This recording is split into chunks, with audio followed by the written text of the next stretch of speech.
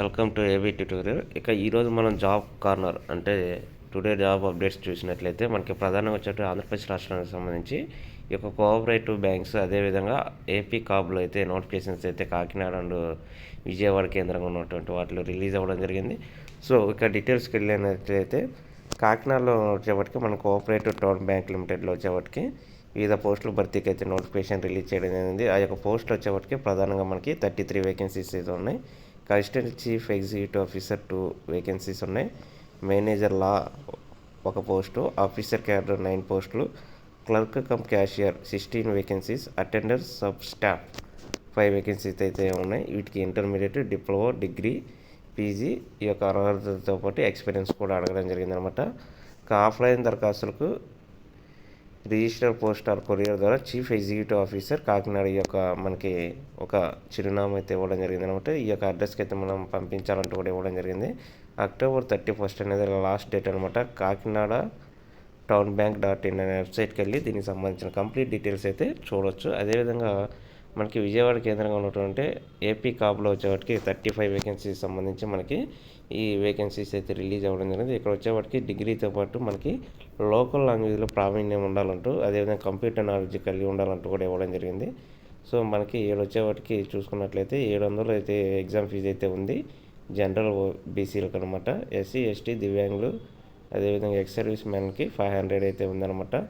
October 21 అనేది last date. apcob.org అనే website open చేసి దీనికి సంబంధించిన డేటా చూడవచ్చు. ఇక్కడ నేషనల్ పోలీస్ అకాడమీలో డేటా ఎంట్రీ ఆపరేటర్లు అంటే ఇక్కడ హైదరాబాద్కు సంబంధించి 3 వేకెన్సీకి సంబంధించి data entry operators junior projections అనమాట. అక్టోబర్ 11 అనే లాస్ట్ డేట్ అంటూ దీనికి సంబంధించి మనకి డేటా ఇవ్వడం జరిగింది. సో ఇదనమాట మనకి ఇది ఆంధ్రప్రదేశ్ స్టేట్ కోఆపరేటివ్ బ్యాంక్ మనకి ఇది విజయవాడ కేంద్రంగా అయితే రిలీజ్ అవ్వడం జరిగింది. స్టార్టింగ్ డేట్ అయితే అక్టోబర్ 7 అనమాట. అక్టోబర్ 21 లాస్ట్ డేట్ అంటూ కూడా మొత్తం 35 వేకెన్సీస్ మనకి జనరల్ 10 వేకెన్సీస్ అంటూ రిజర్వేషన్ వైజ్ అయితే ఇవ్వడం జరిగింది అనమాట. సో ఇక్కడ చూసుకున్నట్లే పే స్కేల్కి సంబంధించి అదేవిధంగా ఎలిజిబుల్ క్రైటీరియా మనకి ఏపీ స్టేట్కి సంబంధించి ఎవరెవరు అప్లై చేయాలంటూ కూడా చాలా క్లియర్గా అయితే ఇక్కడ మెన్షన్ చేసి ఇవ్వడం జరిగిందనమాట. మనం ఈ యొక్క సెలక్షన్ ప్రాసెస్కి సంబంధించి అదేవిధంగా ఏ విధంగా మనకి ఈ యొక్క రిజర్వేషన్ పర్సన్స్కి అయితే వచ్చేప్పటికి షెడ్యూల్ క్యాస్ట్ అండ్ ట్రైబ్స్ వరకు 5 years, బ్యాక్వర్డ్ క్లాసెస్కి 3 years, ఫిజికల్ ఛాలెంజ్ పర్సన్స్ ఎవరైతే ఉంటారో వాళ్ళకి 10 years అంటూ ఈ యొక్క ఏజ్ రిలాక్సెన్స్ సంబంధించి క్లియర్గా ఇవ్వడం జరిగింది. అదేవిధంగా ఎక్స్ సర్వీస్ మెన్కి సంబంధించి కూడా ఇలా ఇవ్వడం జరిగిందనమాట. ఇక మనం చూసుకున్నట్లయితే ఇక్కడ వచ్చేప్పటికి ప్రధానంగా మనకి ఈ యొక్క ఎగ్జామ్ ఏదైతే ఉంటుందో సిబిటీ ద్వారా ఈ యొక్క సెలక్షన్ ప్రాసెస్ ఉంటుందని కూడా మనకి చాలా క్లియర్గా మెన్షన్ చేయడం జరిగిందనమాట. సో నేను ఈ పీడిఎఫ్ అనేది స్క్రోల్ చేస్తూ ఉంటాను అనమాట. మీకు ఎక్కడైతే డౌట్స్ ఉంటాయో అక్కడ వీటిని స్టాప్ చేసి మీకు సంబంధించిన డేటా అయితే చూసుకోవచ్చు. ఇదిగోండి సెలక్షన్ ప్రొసీజర్ వచ్చేటికి ఇంగ్లీష్ లాంగ్వేజ్ 30 మార్క్స్ అనమాట. 30 క్వశ్చన్స్ ఉంటాయి. Reasoning 35 questions 35 marks, quantitative aptitude 35 questions 35 marks, total 100 questions ఉంటాయి అనమాట. మనకి 100 మార్క్స్ మనకి 1 hour అనేది మాత్రమే ఈ యొక్క ఎగ్జామ్ అయితే ఉంటుందని కూడా చాలా క్లియర్గా ఇక్కడ ఇవ్వడం జరిగిందనమాట. ఇదిగోండి ఆన్లైన్ టెస్ట్ అనమాట. ఇది రాంగ్ ఆన్సర్ సంబంధించి నెగిటివ్ మార్క్స్ 0.25 అంటూ కూడా చాలా క్లియర్గా 1/4 అనమాట మనకి నెగిటివ్ మార్క్ అయితే ఉంది. ఇక అదేవిధంగా ఈ యొక్క ఆన్లైన్ టెస్ట్ ఎగ్జామినేషన్ సంబంధించి సెంటర్స్ అయితే ఇవ్వడం జరిగింది. శ్రీకాకుళం, విజయనగరం ప్రతి డిస్టిక్ వైజ్ హెడ్ క్వార్టర్లో ఒక ఎగ్జామ్ సెంటర్ అయితే మనకి ఇవ్వడం జరిగిందనమాట. సో మనకి గుంటూరు, విజయవాడ, ఈ ప్రకాశంకి ఒంగోలు, నెల్లూరు ఇట్లా వరుసగా తిరుపతి కానివ్వండి, చిత్తూరుకు సంబంధించి ఇక ఫోటోగ్రాఫ్కి సంబంధించి 4.5 సెంటీమీటర్ టు 3.5 సెంటీమీటర్లో వీటిని అడ్జస్ట్ చేసుకోవాలి. సిగ్నేచర్ కానివ్వండి విత్ బ్లాక్ ఇంక్ అని చాలా క్లియర్గా మెన్షన్ చేశాడు. ఇదే మనం చేసే పొరపాట్లు అనమాట.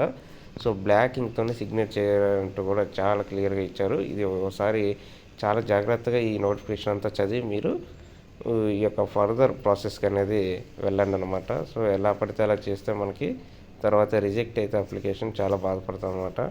ఎందుకంటే మనకి 700 అనేది ఫీజు కూడా మెన్షన్ చేయడం జరిగింది. సో అదేవిధంగా మిగతా రిమైనింగ్ ఈ యొక్క general candidates and BC candidates ఎవరు ఉంటారో వాళ్ళకనమాట మిగతా పర్సన్స్కి కూడా ఇవ్వడం జరిగింది 500 అంటూ. ఇలా సైజ్ ఆఫ్ ఫైల్స్కి సంబంధించి 20 to 50 KB అంటూ అదేవిధంగా ఫోటోగ్రఫీ ఇమేజ్ ఇందాక చదివాను మీకు. ఇక అదేవిధంగా మనకి సిగ్నేచర్కి సంబంధించి అంత డేటా అయితే చాలా క్లియర్గా size of should be between అంటూ 10 to 20 కేబీ అంటూ కూడా ఈ లెఫ్ట్ థంబ్ ఇంప్రెషన్ అంటూ మళ్ళీ ఇదే విధంగా సిగ్నేచర్ 20 to 50 కేబీ అంటూ కూడా ఇవ్వడం జరిగింది. ఫైల్ డైమెన్షన్స్ కూడా చాలా క్లియర్గా ఇవ్వడం జరిగింది. ఫైల్ టైప్ సంబంధించి కూడా మనకి డేటా అయితే ఇవ్వడం జరిగింది. Scanning of the documents, procedure of the uploading process అనేది అన్నీ కూడా స్టెప్ బై స్టెప్ అనేది మనకి ఈ యొక్క ప్రాసెస్ అనేది ఈ యొక్క వెబ్సైట్ ఓపెన్ చేస్తే దీనికి సంబంధించిన కంప్లీట్ డీటెయిల్స్ అయితే మనకి రావడం జరుగుతుంది అనమాట. నేను ఆల్రెడీ మీకు క్లియర్గా ఒక ఓవరాల్ వ్యూ అనేది చెప్పడం జరిగింది. సో ఇదన్నమాట ఈరోజు ఉన్నట్టు అప్డేట్స్. Thank you.